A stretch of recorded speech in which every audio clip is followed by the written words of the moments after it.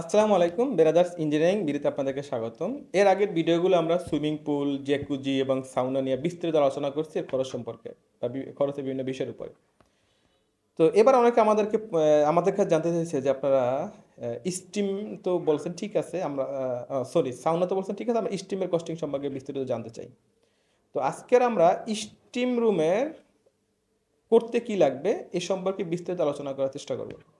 তো প্রথমেই ধরি, আমি একই টাইমে 4 জন কি 5 জন, ম্যাক্সিমাম 4 থেকে ম্যাক্সিমাম 5 জন লোক স্টিম নেবে এরকম একটা স্টিম রুম তৈরি করব। তো এরকম একটা স্টিম রুম তৈরি করতে হলে আমার মিনিমাম যে জায়গাটা দরকার 7 ফিট বাই 8 ফিট একটা স্টিম রুম দরকার।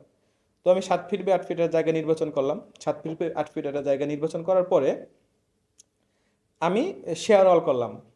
এই শেয়ার ওয়ালটা আমরা ব্রিক দিয়ে করতে পারি। ব্রিক দিয়ে শেয়ার ওয়াল করার পরে আমরা এর উপরে টাইলস ইউজ করতে পারি ফ্লোরে এবং ওয়ালে। এবং যদি আমি চিন্তা করি যে স্টিম জেনারেটর যেটা আছে এটাকে যদি আমি সিলিংয়ের উপরে বসাই, তাহলে আমি 7 ফিট হাইট ক্লিয়ার রেখে আমি উপরে একটা ফল সিলিং করতে পারি। বাংলাদেশের বিল্ডিংগুলো ম্যাক্সিমাম 10 ফিট হাইট হয়। তো যদি উপরে আমি 3 ফিট হাইট রেখে একটা ফল সিলিং তৈরি করি টপে, তো ওখানে আমি স্টিম জেনারেটরটা ইজিলি ইউজ করতে মানে রাখতে পারবো, বা আমার মেনটেন্সের জন্য ইজি হয়। আর যদি আপনার স্টিম রুমের শেয়ার ওয়ালের যে কোনো সাইটে যদি আপনার স্পেস থাকে, তাহলে আপনি ওখানে সাইডেও স্টিম জেনারেটরটা আপনি ফিটিং করতে পারেন, এখানে কোনো সমস্যা নেই। কিন্তু অবশ্যই স্টিম জেনারেটর তো আপনার স্টিম রুমের ভিতরে যেখান থেকে আপনি স্টিম নেবেন ওই রুমের ভিতরে আসলে আপনি সেটিং করাটা খুবই ডিফিকাল্ট, বা এটা উচিত না। এবার সে কন্ট্রোলিং সুইচের সাধারণত স্টিম রুমের যে ডোর থাকে যেখান থেকে আপনার এন্ট্রি ডোরে যে কোনো এক সাইডে হয়। আর কন্ট্রোলিংটার টেম্পারেচার সেটিং করতে পারবেন আপনার, আমার মনে হয় মিনিমাম 35 থেকে ম্যাক্সিমাম 42 43 এরকমই সেট হয়। এই কন্ট্রোলিংটা এরকম যে আপনি মিনিমাম, যদি আপনি এটা 37 থেকে 39 সেট করছেন, তো এটা 39 যখন টেম্পারেচার হবে তখন এটা অটোমেটিকলি অফ হবে। আবার যখন 37-এর নিচে নামবে তখন আবার অটোমেটিকলি চালু হবে। এটা হলো কন্ট্রোলিংয়ের সিস্টেমটা, যেহেতু আপনার এখানে সেফটি সেন্সর আছে এবং আপনার কন্ট্রোলিং টেম্পারেচার কন্ট্রোলিং সেন্সর আছে, এই সেন্সরের মাধ্যমে এটা হয়। তো এই গেল। এখন স্টিম রুমের ভিতরে অনেকে আমাকে বলে যে আমরা স্টিম রুমের ভিতরে অনেকে দেখছি আমরা ওয়ালে এবং সিটিং এরিয়া আমরা কাঠের তৈরি করি, বা সিজারিং উড যেটাকে আমরা বলি। আপনি স্টিম রুমের ভিতরে সিজারিং উড দেওয়ার দরকার নাই, ভালো লাগে আপনি দিতে পারেন, সমস্যা নেই, কিন্তু সাউনায় অবশ্যই সিজারিং উড দরকার হয়। এখন স্টিম জেনারেটর, এই যে আমার রুমের সাইজ 7 ফিট বাই 8 ফিট, এই এবং হাইট ধরি আমি 7 ফিট। এই 7 ফিট হাইটের এবং লং অ্যান্ড ওয়াইড 7 ফিট বা 8 ফিট যদি হয়, এই হাইটের একটা রুমের ভিতরে আমি কত কিলো ওয়ার্ডের বা কত ওয়ার্ডের স্টিম জেনারেটর ইউজ করব। এইখানে যেটা হয়, এই জায়গাটার ভিতরে আপনি যদি প্রপার স্টিম নেন, মানে রুমের টেম্পারেচার যদি আপনি 10 মিনিটের ভিতরে ম্যাক্সিমাম 37 থেকে 42 উঠাইতে চান, তাহলে এখানে আপনি 3500 ওয়াট থেকে আপনি 5000 ওয়াট পর্যন্ত স্টিম জেনারেটর নিলেই এনাফ। এর বেশি দরকার নাই, কারণ এখান থেকে যে স্টিম তৈরি হবে আমার মানে টেকনিক্যাল ক্যালকুলেশন অনুযায়ী এটাই এনাফ। এখন আমরা স্টিম ইনস্টলেশনের একটা বিষয় থাকে, যেটা হলে গিয়ে আমরা দেখছি যে আমি স্টিম জেনারেটর আমি ফল সিলিং ওখানে সেটিং করলাম। ওইখানে সেটিং করার পরে ওইখান থেকে একটা পাইপের মাধ্যমে আমার স্টিম রুমের ভিতরে স্টিমটা আসবে। তো ওই পাইপটা আমরা কীভাবে ইউজ করবো, এখানে আমি বাংলাদেশে কাজ করতে গিয়ে বাস্তব অভিজ্ঞতা যেটা অনেক জায়গায় দেখছি যে এখানে জিআই পাইপ ইউজ করে, মানে স্টিম জেনারেটর থেকে যেই স্টিমের আউটটা আমার রুমের ভিতরে আসবে, এখানে যে পাইপটা ডেলিভারি পাইপটা এটা নাকি যে ইউজ করে না, এটা যে ইউজ করা যাবে না। ইঞ্জিনিয়ারিং বা টেকনিক্যাল ইস্যু হিসাবে এটাকে আপনি ইউজ করতে অবশ্যই কপার পাইপ। যদি কপার পাইপ না ইউজ করতে পারেন, সেখানে আপনি 304 গ্রেডের এসএস পাইপ ইউজ করতে পারেন। এবার স্টিমের জন্য আপনার স্টিমের মেশিনের ভিতরে ঢুকবে কি প্রথম, ঠান্ডা পানি ঢোকার পরে এটা স্টিম হবে। স্টিম হওয়ার পরে নির্দিষ্ট পরিমাণ টেম্পারেচারে যখন এটা স্টিম হওয়ার পরে আপনার স্টিমটা সাপ্লাই হবে। আর এই রুমের ভিতরে টেম্পারেচারটা 37, 38, 39, অনেকে আমি দেখছি এটাও 42 পর্যন্ত রাখে।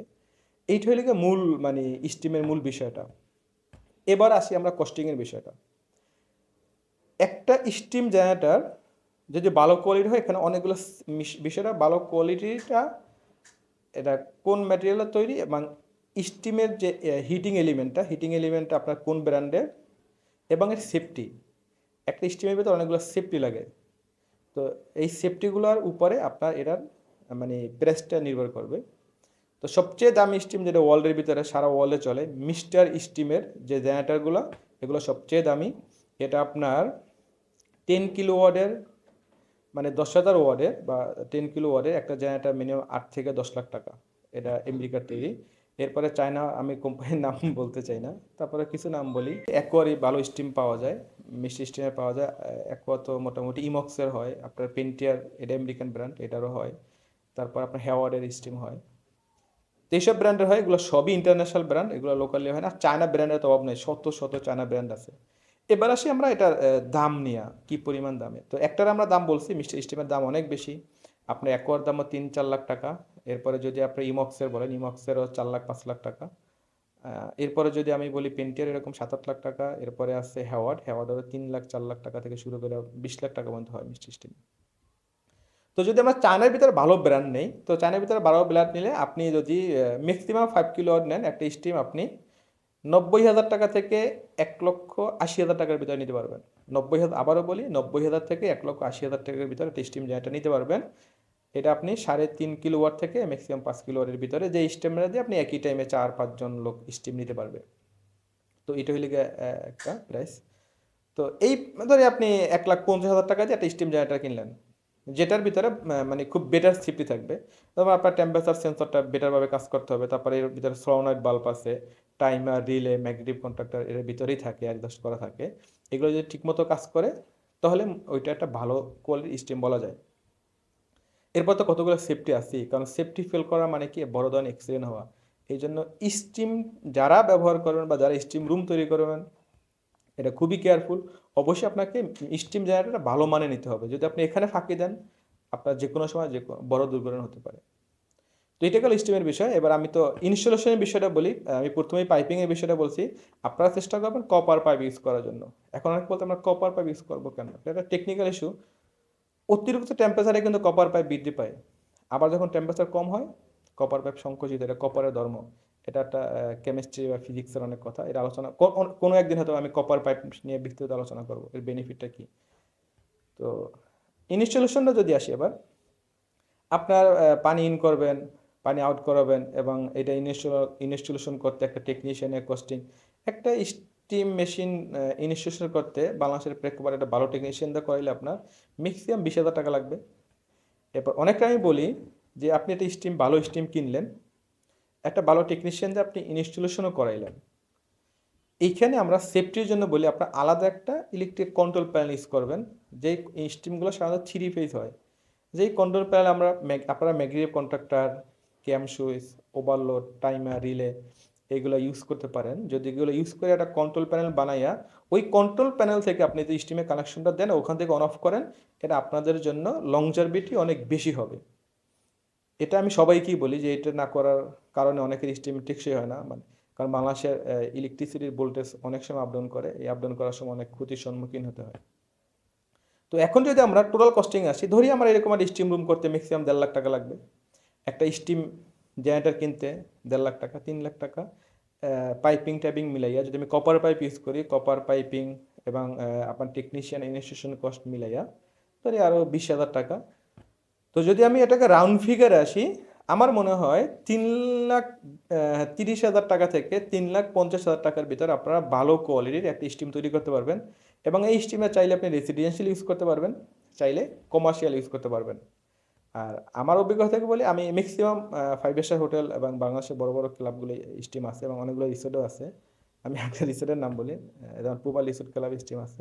আমি রেসিডেন্সিয়ালে 4টা কি 5টা স্টিম ইনস্টলেশন করছি আমার কোম্পানি দিয়া। আর কমার্শিয়ালে বা আমার জব লাইফে অনেকগুলো স্টিম নিয়ে কাজ করছি। তো আমি যে স্টিম নিয়ে কথা বলছি, এটা আপনি রেসিডেন্সিয়াল ইউজ করতে পারবেন এবং কমার্শিয়াল ইউজ করতে পারবেন। তো আর কস্টিংটা তো বললামই যে আপনি 3,30,000 টাকা থেকে 3,50,000 টাকার ভিতরে মোটামুটিভাবে একটা স্টিম রুম আপনি তৈরি করতে পারবেন। আজকের এ পর্যন্তই। এই ভিডিওটা দেখার পরে আমার মনে হয় আপনারা একটা স্টিম রুম সম্পর্কে তৈরি করা, ইনস্টলেশন এবং খরচ এ সম্পর্কে একটা বিস্তারিত ধারণা দেওয়ার আমি চেষ্টা করছি, জানি না কতটুকু দিতে পারছি। আমাদের সহায় থাকুন আরও বিভিন্ন কাজের উপর বিভিন্ন ভিডিও পেতে। আমরা চেষ্টা করব নতুন নতুন কাজে নতুন নতুন খরচ সম্পর্কে ভিডিও দেওয়ার জন্য। আসসালামু আলাইকুম ওয়া রাহমাতুল্লাহ।